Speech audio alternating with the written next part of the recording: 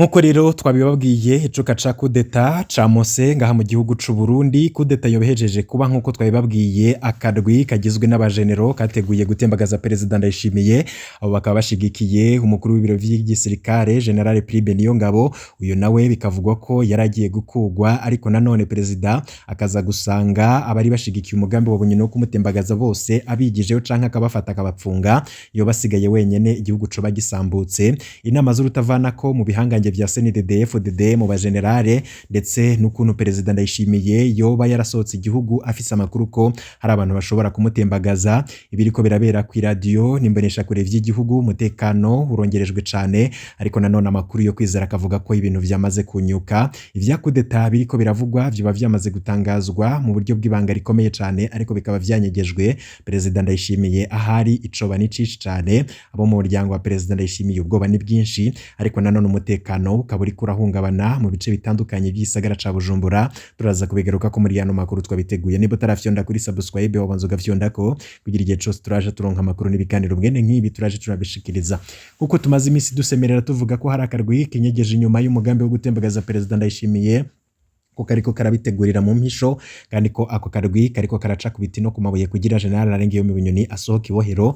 Ariko bakaba barabonye ko Perezida Ndayishimiye adashobora gufata uwo mwanzuro wo kurekura General Arengiyome Bunyoni mu gihe ibintu bitamworoheye na gatoya, kandi ko abashigikiye General Arengiyome Bunyoni bamukikuje impande zose. Gutyo rero ngo na General Prime Niyongabo urwandiko rumukura mu mabanga Perezida Ndayishimiye akaba yararushizeko umukono, ariko nanone urwo rwandiko rukura General mu mabanga rukaba rwaranse gushigwa habona nkuko twabibabwiye mu makuru yacu buheruka, kubera ko hari akarwi k'abajenerali kamubwiye ko Perezida Ndayishimiye aramuka atangaza ikurwa rya General Prime Niyongabo ibara ricarirwa mu gihugu c'u Burundi. Nkuko rero amasoko yacu atandukanye ariko araturungikira amakuru, u Burundi burashobora kwinjira mu vyago bikomeye cane. Nico gituma abasenga mukwiye kurushiriza gusenga mwingingo uhoraho ngo atabara igihugu c'u Burundi ndetse na Perezida Ndayishimiye, kuko ibintu biraboneka ko bigiye kunyuka. Ivyabaye muri 2015 ni bito cane ku bintu bishobora kuba mu gihugu c'u Burundi, kubiriko birategurwa. Amakuru yo kwizera inyuma yaho umukuru w'igihugu ahagarikiye umugambi wo kumuhirika agapfunga bamwe mubo yagirije ko bari inyuma y'uwo mugambi, aho twovuga nka General Arengiyome Bunyoni yahora umushikiranganje wa mbere w'u Burundi, wavugwa ko hari we yari kwisonga, akaba hari nawe yahavuye acaja ku butegetsi inyuma y'ikiringo c'imfata kibanza, naco kikaba cari kurongorwa n'umukuru w'ibiro bikuru vya gisirikare General Prime Niyongabo. Tumaze imisi turababwira mu nkuru zacu ko hariko haranugwanurwa ko agiye gukugwa mu mabanga, kandi ngo Perezida Ndayishimiye akaba yaramukuye mu mabanga, ariko abajenerali bakamutera ubwoba bakamubwira ko ahejeje gusohora iyo dekret y'umukuru w'igihugu yemeza ko Prime Niyongabo akuwe mu mabanga ibara ricarirwa mu gihugu, maze nawe nyene akahabangira akabona ko ibintu bishobora kumera nabi cane. Bikaba vyamenyekanye ko umugambi wo gupfunga abari inyuma y'iryo hirikwa ry'ubutegetsi ritagishobotse, ngo kuko Perezida Evariste Ndayishimiye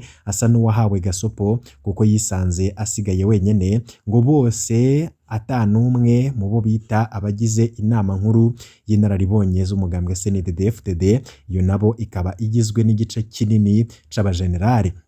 Inyuma yo gupfunga General Arengiyome Bunyoni, Perezida Evariste Ndayishimiye batazira General Neva ngo yoba yariko arategura guhagarika General Prime Niyongabo, amwagiriza ko yariye amafaranga y'igisirikare. Ivyo tumaze imisi tubabwira amanyanga yakozwe. Niba utarabashije gukurikira amanyanga yakozwe na General Prime Niyongabo ngari nayo yoba ariko arazira, oja kuri nombonesha kure yacu karaba inkuru tumaze imisi turashirako ukavyumviriza vyose.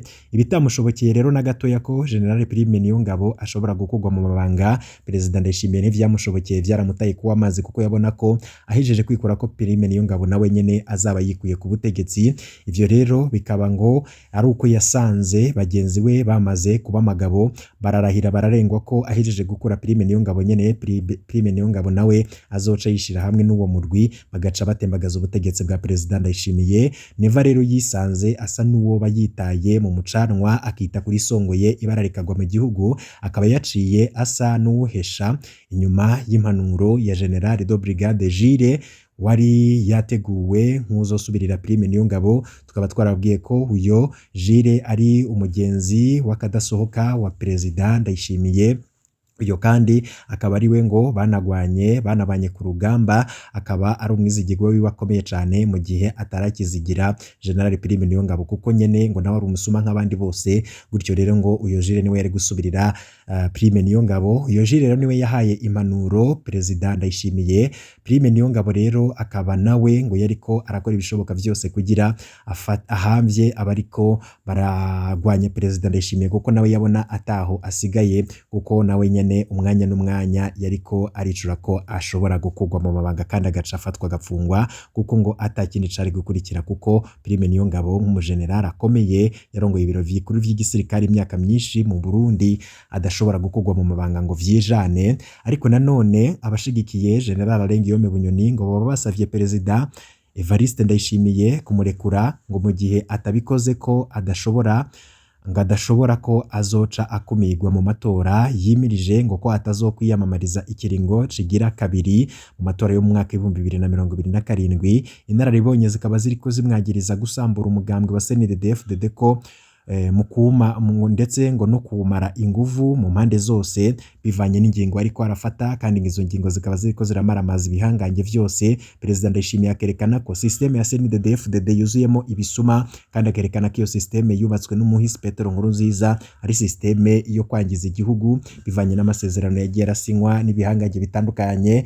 Ayo masezerano akaba arimwe yo gucukura Butare, ayo masezerano akaba harimwo ayo urudandazwa rudasiguritse. Ivyo vyose Perezida Ndayishimiye akaba ariko arabisambura kandi vyarubakiwe muri systeme ya CNDD-FDD.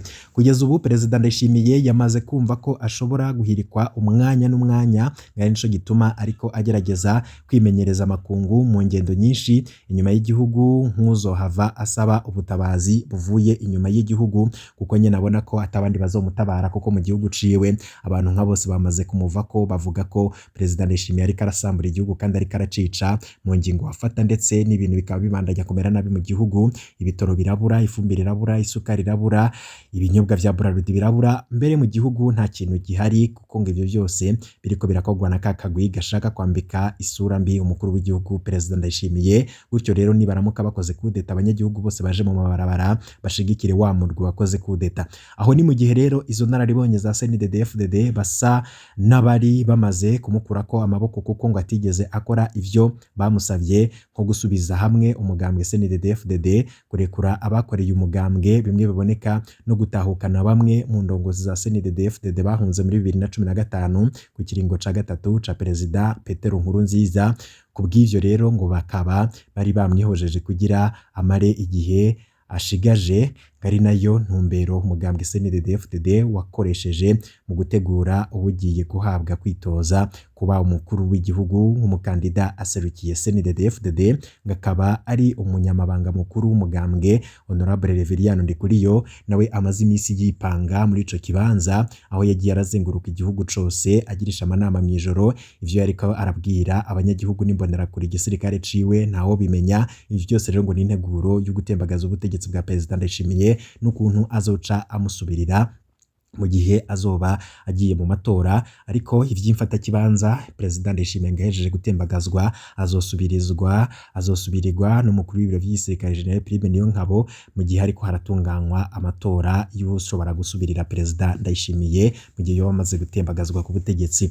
Ariko nanone uyo Reverien Ndikuriyo akaba ariko arazunguruka igihugu cose nk'uriko arubaka umugambwe bivurwa ko wasambuwe n'uwo bita ko yari umwana w'umugambwe, amaze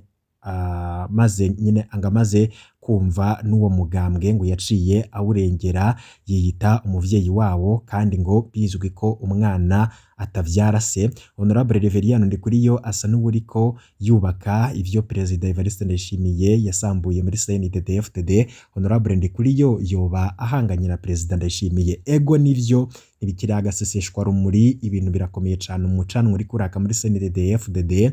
Perezida Evariste Ndayishimiye inyuma yo kumenya ko ata mahigwe agifise yo kwitoza mu matora ari imbere, ngo yoba yariko yiyumvira gukora ivyo bamusaba canke gusambura ako karwi katifuza ko azokongera kwitoza. Perezida Ndayishimiye ngo yoba yari yateguye guhagarika Ndikuriyo, ariko akaba yasanze bidashoboka, ngo kuko harinda gukorana n'imigwi ibiri ngo kuko yorinda gukorana n'imigwi ibiri. Inama nkuru y'inararibonye bemeza ikurwa rya Ndikuriyo, aba nabo nta numwe ashigikiye icifuzo ca Ndayishimiye. Kigira kabiri, inama nshingamateka kugira yambure ubudahangagwa bwa Honorable Ndikuriyo, Perezida Ndayishimiye akaba yoba ivyo gufata Ndikuriyo vyamunaniye ngo yoba ariko ategura ngo kwagiriza Honorable Reveriyano Ndikuriyo ko ngo yoba afise igisoda ciwe ngo basangiye na General Bunyoni mu ntumbero yo kumufata ngatanama nimwe